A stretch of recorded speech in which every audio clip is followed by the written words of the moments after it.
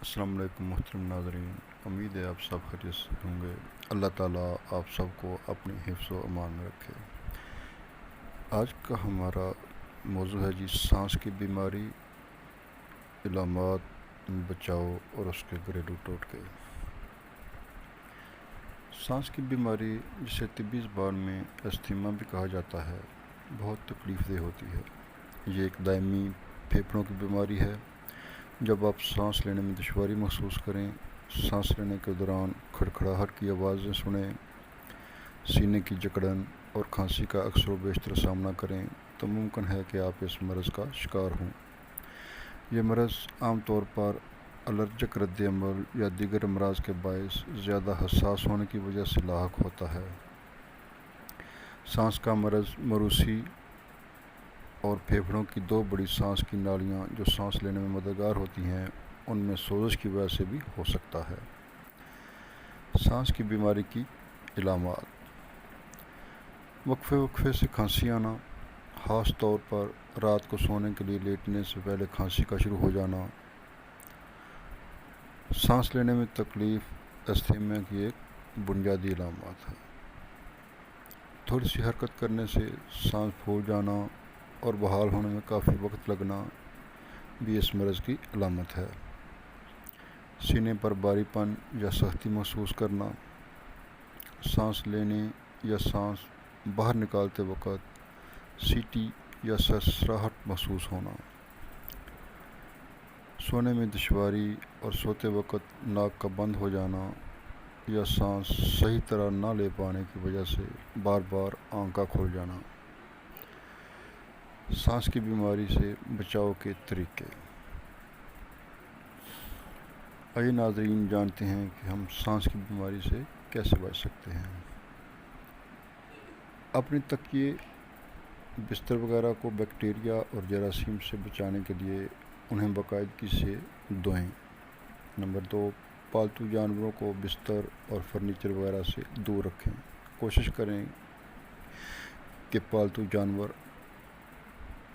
جس آپ کے بستر اور فرنیچر سے دور رہیں، ان کو کمروں میں نہیں لے کے آنا چاہیے۔ نمبر 3، کوشش کریں کہ بیڈ روم میں قالین نہ بچھائیں، اس سے بھی بہت زیادہ بیماریاں پھیلتی ہیں، ان سے بھی گریز کیا کریں۔ سگریٹ نوشی سے گریز کریں، ایسے لوگوں کے ساتھ نہ بیٹھیں جو سگریٹ نوشی کر رہے ہوں۔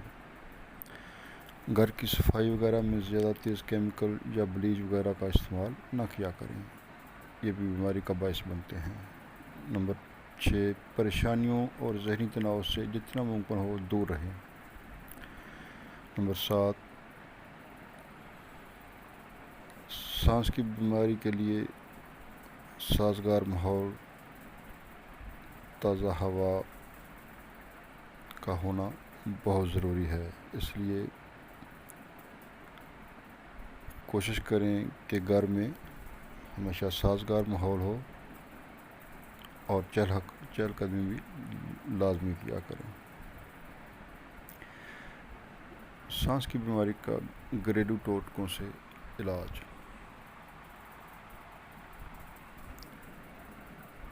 انجیر بلغم خارج کرنے میں مدد دیتی ہے۔ کھانسی اور دمہ میں اس کے استعمال سے فائدہ ہوتا ہے۔ کوشش کریں کہ روزانہ 1 یا 2 انجیر کا استعمال کریں۔ چھہارا اور ادرک پان میں تھوڑا تھوڑا رکھ کر کھانے سے بلغمی کھانسی اور دمے میں افاقہ ہوتا ہے۔ یاد رہے کہ ایک وقت میں 5 سے زیادہ چھہارے اور ادرک کے ٹکڑے نہیں کھانے چاہیے۔ نصف رتی سونف کو منہ میں رکھ کر چبائیں اور اس کے رس کو اندر نگلتے رہیں، یہ کھانسی اور دمہ کے لیے نہایت مفید ہے۔ پسی کالی مرچ شہد کے ساتھ ملا کر چاٹنے سے کھانسی، سینے کا درد دور ہوتا ہے اور پھیپھڑوں سے بلغم جلد خارج ہو جاتی ہے۔